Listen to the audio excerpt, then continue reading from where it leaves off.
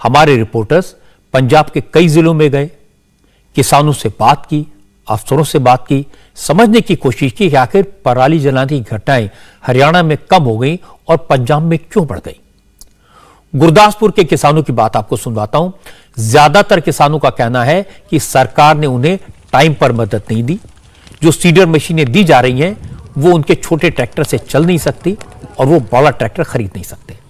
ऐसे में उनके पास पराली जलाने के अलावा कोई रास्ता नहीं बचा। गुरदासपुर में तो किसानों ने इल्जाम लगाया कि मशीनें बहुत कम हैं और उन्हीं किसानों को दी जा रही हैं जो आम आदमी पार्टी के सपोर्टर हैं। जी मिले होंगे, लेकिन इनके जो लीडरशिप है उनके घर में गई होगी, जो इनके वर्कर हैं पेट उनके घर में गए होंगे। अगर एक सोसाइटी के पीछे एक कोई मशीन सीडर आ भी जाए जो सिंचाई करता है फसल की, तो एक सोसाइटी के नीचे ये देखिए कि कितने गांव पड़ते हैं। तो फिर एक गांव में कितने किसान पड़ते हैं, तो खुद ही अंदाज़ा लगा लीजिए आप मीडिया की तरफ से कि कब जाके ये फसल की बिजाई पूरी हो पाएगी। और फसल की लेट बिजाई की वजह से ही जो हमारा धान है उसमें मॉइस्चर भी ज़्यादा आ रहा है, जिसकी वजह से किसान की फसल का भी रेट कम लग रहा है। तो जो इन सब का जिम्मेवार कौन है? देखो सानू किसानों नहीं पता कि साडे बच्चे बीमार होंदे आ, इन्हां साडी पैली जिहड़ी कमजोर हुंदी है, परंतु असीं मजबूर हाँ। Government nor do any arrangement for the waste of the parali. It is totally wrong. Never gave any machinery, nothing. Who would tell to me? Punjab के 7 जिलों मोहाली, मोगा, गुरदासपुर, बठिंडा, फिरोजपुर, जालंधर और तरन तारण में पराली जलाने की घटनाएं सबसे ज्यादा हो रही हैं। पराली जलाने के 71% 71% केसेस इन 7 जिलों में हुए हैं। इंडिया टीवी की टीम गुरदासपुर भी गई। गुरदासपुर के ज्यादातर खेतों में पराली जलती मिली। किसानों का कहना है कि धान की फसल कट गई, अब गेहूं की बुआई का सीजन आ गया। अगर वो सरकार की मदद मिलने का, मशीनों से पराली नष्ट करने का इंतजार करते रहे तो गेहूं की फसल लेट हो जाएगी। इसलिए किसानों के पास पराली जलाने के अलावा और कोई रास्ता नहीं है। हमारी ये बहुत बड़ी मजबूरी है, क्योंकि आपको पता है ये पराली हमारे जब खेत जीरी काट लेते हैं ना, तो उसमें क्या होता है कि बाद में तवे फेरने होते हैं।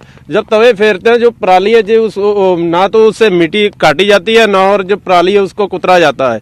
और इसलिए हमें जो ये पराली का ऊपर वाला हिस्सा ही होता है हम यही साड़ते हैं। प्रशासन बात करता है कि जैसे पराली साड़ने से पोल्यूशन होता है या पोल्यूट होता है, उससे यही है कि हमारी रिक्वेस्ट है कि हमें ये पराली पे सब्सिडी दी जाए। पराली है हमें साड़ने की जो है कि 7,000 रुपया जो 1 एकड़ का हमें मुआवजा दी जाए, तो हम जो पराली पे नहीं साड़ें। सरकार ने आधुनिक तकनीक से जो बनाए हुए हैं साधन सुपर सीडर वगैरह, उससे क्या होता है कि वो तो 2500 रुपया 1 एकड़ का ले लेते हैं। एक गांव में 5-6 मशीन हो आधुनिक, तो उसके पीछे जो ट्रैक्टर भी तो चाहिए।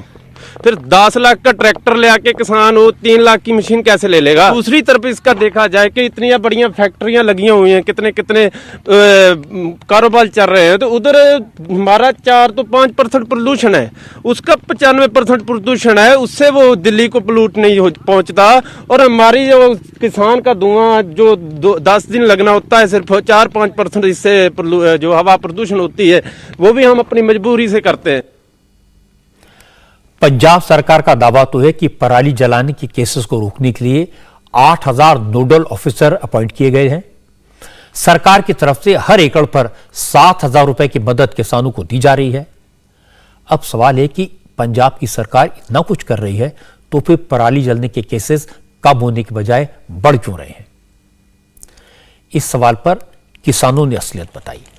उन्होंने कहा कि सरकार की मदद किसी काम की नहीं है। बठिंडा के किसानों ने अपनी दिक्कत बताई। कहा अगर वो अफसरों के कहने पर पराली को जलाने के बजाय मशीनों के जरिए इकट्ठा कर लें तो उसे रखेंगे कहां? सरकार किसान के खेत से पराली ले जाए तो कोई दिक्कत नहीं है। पंजाब के जिन जिलों में पराली जलाने की घटनाओं में इजाफा दर्ज हुआ है उनमें फिरोजपुर भी है, लेकिन फिरोजपुर के डिप्टी कमिश्नर दावा कर रहे हैं कि पराली जलाने की घटना 15 से 20% कम हो गई है। किसान मशीनों के इस्तेमाल से पराली का सही मैनेजमेंट कर रहे हैं। उस हिसाब से एक तो नंबर ऑफ केसेस हमारे मैं उम्मीद करती हूँ पिछले सालों से बहुत कम होंगे, जो हमारी असेसमेंट है, और जो होंगे भी उसमें से काफ़ियों में बेलिंग ऑलरेडी हुई होगी। जो छोटी मोटी रेजिड्यू होती है उसी की बर्निंग के केसेस ज़्यादा सामने आ रहे हैं। पिछले साल ऑलमोस्ट 6,500 फायर इंसिडेंट्स रिपोर्ट हुए थे। जो हमारी अभी तक की असेसमेंट है, जो डेली हमारे पास केसेस आ रहे हैं, हमने जो असेसमेंट किया है कि पीक कब होगी और कब डिक्लाइन करेंगे, उसके हिसाब से हमें लगता है कि कम से कम 25 से 30% इसमें रिडक्शन होगी ही होगी। फिरोजपुर डिस्ट्रिक्ट में प्रोविज़न है अराउंड 4,500 मशीनों का, और जैसे कि सबको पता है कि सरकार ने जो पंचायतें हैं और जो कोऑपरेटिव सोसाइटीज़ हैं उनको 80% सब्सिडी के हिसाब से ये मशीनें प्रोवाइड की जा रही हैं, और जो इंडिविजुअल फार्मर्स हैं उनको 50% सब्सिडी के हिसाब से मंगाई जा रही हैं। बट करीबन 1500 लोगों ने इस स्कीम का फ़ायदा उठाया है। चूंकि अफसर सरकारी रवैया बदलने को तैयार नहीं है, और हमने जब जमीन पर तहकीकात की तो पता चला कई इलाकों में किसानों के साथ जोर जबरदस्ती की गई है, किसानों के खिलाफ केस दर्ज किए गए हैं। इसके कारण टेंशन भी है, झगड़े हो रहे हैं। बरनाला में किसानों ने पराली जलाने से रोकने पर अफसरों को बंधक बना लिया। असल में बरनाला के एग्रीकल्चर ऑफिसर जब एक गांव से गुजर रहे थे, उन्होंने एक खेत में पराली जलते देखी। उन्होंने फायर ब्रिगेड को फोन कर दिया। आग बुझाने के लिए जैसे ही फायर ब्रिगेड की टीम आई, किसान के नेता वहां पहुंच गए। उन्होंने फायर ब्रिगेड की गाड़ी पर कब्जा कर लिया, एग्रीकल्चर ऑफिसर को बंधक बना लिया और फायर ब्रिगेड की गाड़ी को ले जाकर गांव के गुरुद्वारे के पास खड़ा कर दिया। घटना की खबर सुनकर आसपास के गांव के और किसान वहां आ गए।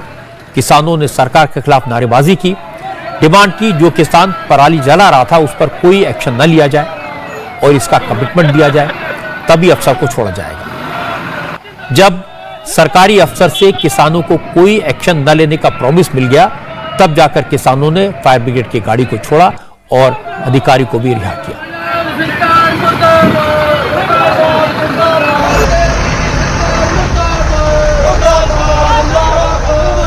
किसानों की अपनी प्रॉब्लम है, लेकिन सरकार के अपने तर्क हैं। एक तरफ किसान खेत में गेहूं की बुआई कर रहा है, दूसरी तरफ पंजाब सरकार पराली नष्ट करने वाली मशीनें किसानों को दे रही है। किसानों को इस मशीन पर 50% सब्सिडी दी जाती है। जो मशीन नहीं खरीद सकते वो कोऑपरेटिव सोसाइटी से किराए पर ले सकते हैं। कोऑपरेटिव सोसाइटी को मशीन 80% सब्सिडी पर मिल रही है। लेकिन जिस प्रॉब्लम से छुटकारे के लिए मशीनें खरीदी गई हैं, वो समस्या अब विकराल रूप ले चुकी है। फिर भी खाना पूर्ति करने के लिए मशीनें बांटी जा रही हैं। जालंधर में किसानों को मशीनें थमाकर अफसरों ने फोटो भी खिंचा ली। जब पूछा गया मशीनें इतनी देर से देने का क्या फायदा, तो जवाब मिला कोई देर नहीं हुई, टेंडर में देरी के कारण थोड़ा वक्त लग गया, लेकिन इससे कोई फर्क नहीं पड़ेगा। वो जो मशीन जो केंद्र सरकार का जो फंड्स है वो तो केंद्र सरकार के ही हैं, चाहे हम सब्सिडी भी दे रहे हैं किसानों को, जो सब्सिडी दे रहे हैं या किसी तरह मशीनां दे रहे हैं जिहदे सब्सिडी ते भी एक्चुअली ਉਹਦੇ ਵਿੱਚ ਬਹੁਤਾ ਸ਼ੇਅਰ ਤਾਂ ਸੈਂਟਰ ਗਵਰਨਮੈਂਟ ਦਾ ਹੀ ਆ, ਸਰਕਾਰ ਦਾ ਹੀ ਆ, ਤੇ ਉਹਦੇ ਤਹਿਤ ਪ੍ਰਕਿਰਿਆ ਦੇ ਤਹਿਤ ਹੀ ਫਾਰਮਰਸ ਨੂੰ ਜਾਣੀਆਂ ਤੇ ਉਹ ਪ੍ਰਕਿਰਿਆ ਕੰਪਲੀਟ ਹੋ ਗਈ ਆ ਤੇ जा रही है, मशीनें जा रही हैं। सर टेंडर की आपने बात की, ये टेंडर कब से शुरू हुआ था, कब जाकर टेंडर जो पूरे हुए जिसके बाद हम मशीनें दी जाएंगी, कितना समय लग गया इस टेंडर पे? आई थिंक भी टेंडर कॉल करन तो लैके मशीनां आने तक 15-16 दिन लग गए सानू, ते मशीनां साडे कोल पहुंच गईयां। क्योंकि जो किसान है वो तो पराली शुरू से ही जलानी शुरू कर दी थी जब धान की फसल कटाई हुई थी। नहीं, कटाई तो अभी चल रही है ना, अभी चल रही है कटाई। जिन इलाकों में पराली नष्ट करने वाली मशीनें दी जा रही हैं, वहां आम आदमी पार्टी के नेताओं और विधायकों को भी इस मौके पर मौजूद रहने को कहा जाता है। जालंधर में मशीनें दिए जाने के बाद आम आदमी पार्टी के विधायक रमन अरोड़ा ने कहा कि पिछले कुछ साल से पराली की जो दिक्कत आ रही है वो उनकी पार्टी ने दूर कर दी है। सब तो पहली गल तो है कि मैं पंजाब सरकार को बहुत बहुत बधाई देना चाहना भी जिन्होंने इन्ना अच्छा उपराला किया कि ताकि जो पराली नूं साड़न बस करके जिहड़ा प्रदूषण हो जाता सी वो एक्टिव प्रदूषण नहीं होगा, क्योंकि बड़े वड्डे तादाद के उत्ते असीं ये मशीनां फ्री ऑफ कॉस्ट सरकार ने दित्तियां ने। और एक इन्होंने होर भी पोजीशन रखा कि जेकर लोन के उत्ते या सबसिडी के उत्ते भी लेना चाहे तो वो भी असी मशीनां प्रोवाइड करा रहे हैं। उहदे च असी 50% जिहड़ा वा वो असी डिस्काउंट दे रहे हैं। ਇਹ ਬਹੁਤ ਵੱਡਾ ਉਪਰਾਲਾ ਹੈ। ਤੁਸੀਂ ਦੇਖਿਆ ਹੀ ਹੋਣਾ ਵੀ ਪਿਛਲੇ ਕਾਫੀ ਸਾਲਾਂ ਤੋਂ ਇਹ ਸਮੱਸਿਆ ਆ ਰਹੀ ਸੀ। अब इनकी बधाई का, इनके दावों का क्या करें।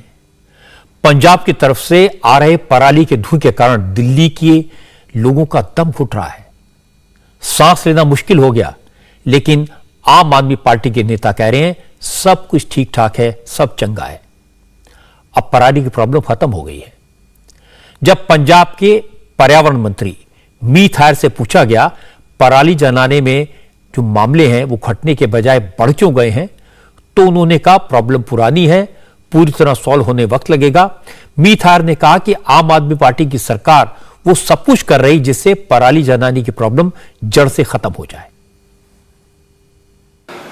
डीकम्पोज करने के लिए ना कम से कम 20 से 25 दिन चाहिए, और पंजाब में जो विंडो है बिल्कुल कम है, सिर्फ 4-5 दिन किसान के पास बचते हैं, और दिल्ली में 20-25 दिन है जिससे डीकम्पोज हो जाता है। सो पंजाब में हम पराली जलाने की समस्या तो पहले से ही मालूम थी कि इस बार धान की जैसी तो कटाई हम होगी, उसके लिए और सोल्यूशन देख रहे हैं। 1,30,000 मशीन पंजाब में हमने किसानों को मुहैया करवाई हैं, उससे भी हैप्पी सीडर करवाए हैं, बेलर्स करवाए हैं, जिससे किसान जिसका उपयोग भी कर रहे हैं उसका फ़ायदा भी किसानों को पहुंच रहा है। लेकिन डीकम्पोजर वाला उसके लिए आपको कम से कम 20-25 दिन चाहिए, जो विंडो पंजाब में नहीं है और स्टेट में यहाँ पर है, वहाँ पर वो कामयाब हो रहा है। अगर आप पूरे साल का कैलकुलेट करेंगे ना इसके बाद, तो मैं 100% श्योर हूँ कि पंजाब में स्टबल बर्निंग लास्ट ईयर से कम होगी, और इस बार दिवाली पे भी पोल्यूशन पिछले साल से कम हुआ है। और कॉन्टीन्यूसली हम अवेयरनेस प्रोग्राम पूरे पंजाब में चला रहे हैं। हमारे जो कृषि मंत्री हैं वो भी, और हमारा डिपार्टमेंट भी पोल्यूशन कंट्रोल बोर्ड, और कॉन्टीन्यूसली हम स्टेप्स वो ले रहे हैं।